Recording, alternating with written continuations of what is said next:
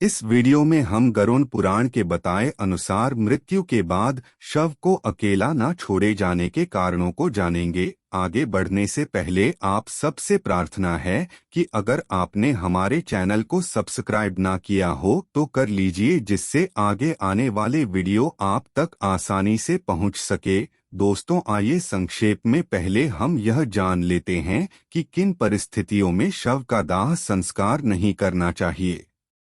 गरुड़ पुराण में इस बात का भी स्पष्ट वर्णन है कि इन स्थितियों में शव का दाह संस्कार उचित समय के लिए डाल देना चाहिए। पहली परिस्थिति में यदि व्यक्ति की मृत्यु सूर्यास्त के बाद होती है तो सबको रात भर घर में ही रखना चाहिए और अगले दिन सूर्योदय के बाद ही शव का दाह संस्कार किया जाना चाहिए, अन्यथा आत्मा को सद्गति प्राप्त नहीं होती। दूसरी परिस्थिति, यदि किसी व्यक्ति की मृत्यु पाचक काल में हुई है तो पाचक काल खत्म होने के बाद ही शव का दाह संस्कार होना चाहिए, क्योंकि गरुड़ पुराण सहित कई धर्म ग्रंथों में यह कहा गया है कि यदि किसी व्यक्ति की मृत्यु पाचक काल में होती है तो उस व्यक्ति के घर परिवार कुल खानदान में 5 अन्य लोगों की भी मृत्यु हो सकती है। इसलिए दोस्तों, आपने देखा होगा कि धर्मशास्त्र के ज्ञानी लोग इस समस्या के समाधान के रूप में आटा, बेसन या कुशा अर्थात पवित्र सूखी घास से 5 पुतले बनाते हैं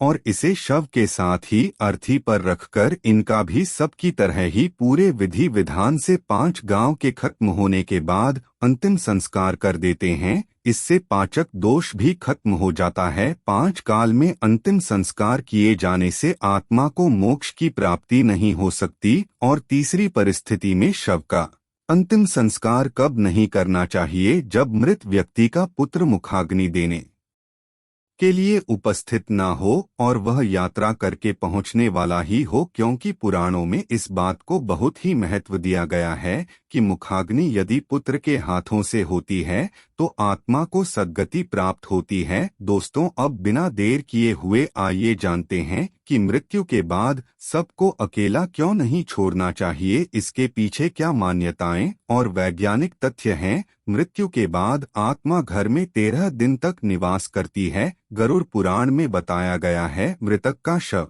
पूजनीय हो जाता है, ऐसे में दाह संस्कार के पहले शव को अकेला नहीं छोड़ा जाना चाहिए, अन्यथा यह आत्मा का अपमान होता है। गरुड़ पुराण में यह भी लिखा है कि यदि सबको चींटियां, कीड़े मकोड़े, कुत्ते, बिल्ली इत्यादि से हानि होती है, ऐसे ही कष्ट आत्माओं को यमलोक के मार्ग में भोगने पड़ते हैं। इसलिए परिवारजनों की यह जिम्मेदारी बनती है कि मृतक के शरीर की सुरक्षा करें रात के समय, जिससे आत्मा शरीर को छोड़कर अलग होती है। उसी क्षण से शरीर का क्षय शुरू हो जाता है, जिससे मृत शरीर से दुर्गंध आने लगती है। इस दुर्गंध को कम करने के लिए और वातावरण धार्मिक रखने के उद्देश्य से मृत शरीर के आसपास अगरबत्ती, धूप, दीपक इत्यादि जलाए जाते हैं। ऐसा करने की जिम्मेदारी जो व्यक्ति शव की देखभाल करता है उसकी होती है। इस बात की भी संभावना है तंत्र मंत्र करने वाले व्यक्तियों से मृतक शरीर को नुकसान पहुंचाया जा सकता है,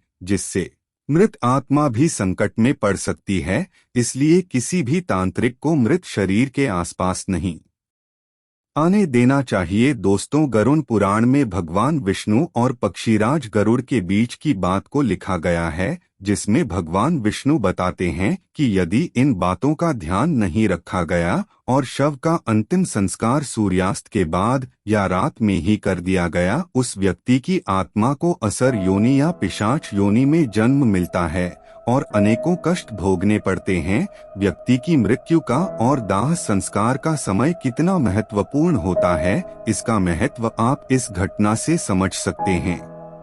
महाभारत काल में भीष्म पितामह ने बाणों की शैया पर लेटे हुए सूर्य के दक्षिणायन से उत्तरायण भी जाने का इंतजार किया था और उसी के बाद अपना शरीर जागा था, क्योंकि उत्तरायण के समय प्रकृति और चेतना की गति ऊपर की ओर होती है। इस काल में मरने वाले व्यक्तियों को सद्गति प्राप्त होती है।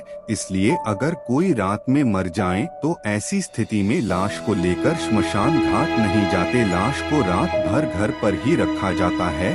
सुबह होने का इंतजार किया जाता है और ऐसे में मृत शरीर को एक भी पल के लिए अकेला नहीं छोड़ा जाता। न कोई व्यक्ति हमेशा रखवाली के लिए मौजूद रहता है।